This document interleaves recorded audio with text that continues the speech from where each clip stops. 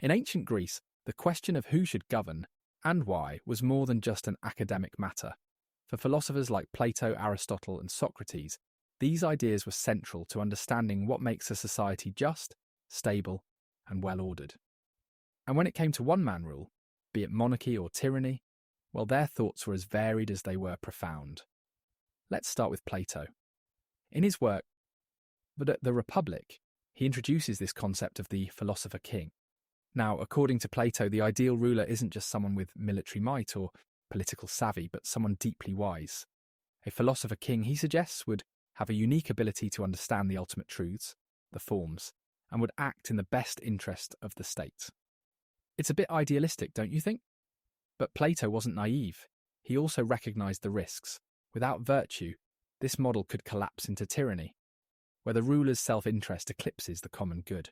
Then we have Aristotle, Plato's famous student. Aristotle, in his Politics, takes a more nuanced view. He acknowledges monarchy as a potentially legitimate form of governance. But, and this is critical, it depends entirely on the moral character of the ruler. When a monarchy serves the common good, it's fine. But when it devolves into tyranny, when the ruler governs for their own benefit rather than the people's, that's when things go terribly, terribly wrong. Aristotle, ever the pragmatist, also championed mixed systems over concentrated power to avoid this very pitfall. And then there's Socrates. Socrates, of course, never left behind any written works, so we rely on accounts like Plato's Apology to understand his thinking. Socrates was deeply critical of unchecked power, and during his trial, he made it clear that leaders can't just do as they please. They have moral responsibilities, both to their citizens and to justice itself. You see, for Socrates, the true danger wasn't just bad leadership. It was the failure of citizens to hold leaders accountable. What's fascinating here is how these ideas build on one another. Plato's fixation on wisdom, Aristotle's emphasis on balance, and Socrates' call to accountability, they all offer frameworks for thinking about leadership and its limits. And we see the seeds of a tension that history has wrestled with ever since. How do you trust someone with power without giving them too much? Now let's shift our focus to Athens, the cradle of democracy.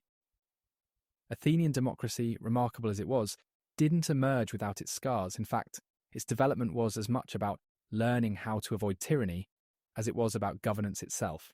And one pivotal figure in this story is Pisistratos, a man who wore the guise of a unifier, but whose reign serves as, well, a cautionary tale. Pisistratos ascended to power in Athens as a tyrant. Not because he stormed the city with armies, but because he played on divisions, on fear, to consolidate control. His rule reminded Athenians of just how fragile shared governance could be. So, how did they respond? By creating mechanisms to protect their democracy from falling into the hands of another tyrant. One such innovation was the practice of ostracism. Imagine a yearly vote where citizens could exile someone they deemed a danger to the state for 10 years. Not as a punishment, mind you, but as a preventive measure. It was democracy's way of saying, we're not taking chances. It's fascinating, isn't it? How proactive they were in safeguarding their system. And if you think about it, there are echoes of this idea today, in checks and balances like term limits or impeachment clauses. The parallels, frankly, are hard to miss. Now, Aristotle took an equally compelling approach to democracy. Unlike Plato, who distrusted it quite a bit, Aristotle saw democracy as a necessary counterbalance to the concentration of power. But even he had his critiques. For Aristotle, democracy's greatest strength, its inclusivity, could also be its greatest weakness. He worried about mob rule, where decisions are swayed not by reason, but by emotion, or by charisma. Sound familiar in today's world, perhaps? Still, Aristotle saw potential in democracy when it functioned within limits, when it blended the wisdom of the many with the expertise of the few. It was this balance, he believed, that could provide resilience against tyranny creeping in through the back door. And that's really the heart of Athenian democracy. This constant tug-of-war between power and accountability. Their system wasn't just about giving people a voice, it was about making sure no voice became too loud.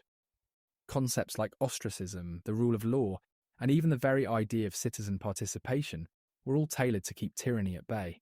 And they weren't perfect, of course. They made mistakes, plenty of them. But the Athenians understood something timeless, that democracy, fragile as it is, needs perpetual vigilance to survive. You know, one thing that fascinates me is how much the ancient critiques of tyranny still ring true in today's world. When Plato cautioned against rulers driven by self-interest, or when Aristotle warned about concentrated power, they could have been talking about modern populism, or even executive overreach. It's like they saw the patterns coming long before they unfolded, isn't it? Let's take populism, for example. Populist leaders often rise by speaking directly to the people, bypassing traditional institutions, right? Now compare that with someone like Pisistratos, who split Athens by appealing to factions to solidify his power. The playbook hasn't changed all that much. And this is key, once power becomes centralised, the democratic safeguards start to crumble under its weight. Modern examples? Just scan today's headlines. Democratic backsliding in nations once thought solidly liberal. Plato's warning feels uncomfortably relevant. We risk sliding into tyranny when we abandon reason for charisma, truth for expedience. But to make this comparison even more vivid, let's imagine a dialogue. Picture this. Plato questions a modern political leader about the balance of power. The leader defends centralization, saying it creates efficiency and swift decision-making. Plato counters, of course, pointing out that unchecked power risks degenerating into tyranny, harming the very common good it initially sought to protect. It's dramatic, isn't it, to imagine these voices from two very different worlds, grappling with issues we still haven't entirely resolved. And the lessons don't stop there. Aristotle, ever the pragmatist, would probably urge us to strengthen our institutions, checks and balances, independent courts, robust civic engagement. He'd remind us, I think, that even the best systems only work so long as people remain vigilant. Democracy thrives not just because laws exist, but because citizens insist that those laws are upheld.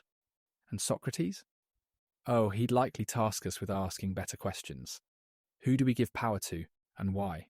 Are we holding them accountable? Not just at the ballot box, but in between elections, when the real work of governance happens. Ultimately, what these ancient warnings show us is that democracy isn't a given. It's fragile, precarious even, and it requires constant effort to maintain. The parallels between their critiques and our challenges today are sobering, but also, I think, empowering. Because if they could see the risks and solve for some of them, so can we, can't we? And on that note, thank you for joining me on this exploration of ancient wisdom and modern complexity. Stay curious, stay critical, and I'll see you next time.